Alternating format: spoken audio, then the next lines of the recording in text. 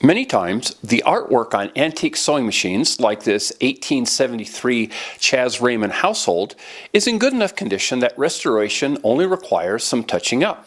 The problem is finding a paint that matches the pure gold color and luster of the original paint. I've used this deco-colored liquid gold pen in the past, and it's close, but it has a hint of green and lacks the shine of true metallic paint. A classic like this deserves better.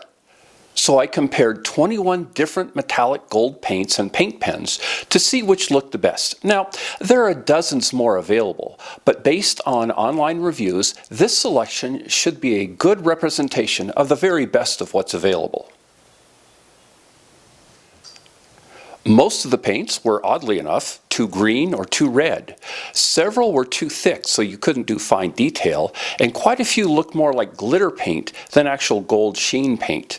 In the end, Design Master Premium Metals 14 karat gold spray paint was the closest match to both the color and luster of the original paints, not only on the Chas Raymond, but also on all the other machines in our collection. For touch-ups, spray it into a small cup or jar and use a fine tip brush to apply it to just the blemishes on the original artwork, being as careful as possible to avoid covering any of the original paint. Be sure to shake the bottle or jar before each dip of the brush to ensure that the metal particles are evenly mixed. Unfortunately, this paint isn't an enamel, so it needs to be clear coated to protect it. A light coat of Design Master Clear Finish Gloss number 168 works well and won't dull the paint's luster. Well, there's a lot more touching up to do on this machine, so I better get to work. When it's finished, I'll post a video about it. Until then, to see all the other machines in our collection, please visit our main website at waynesthisthandthat.com.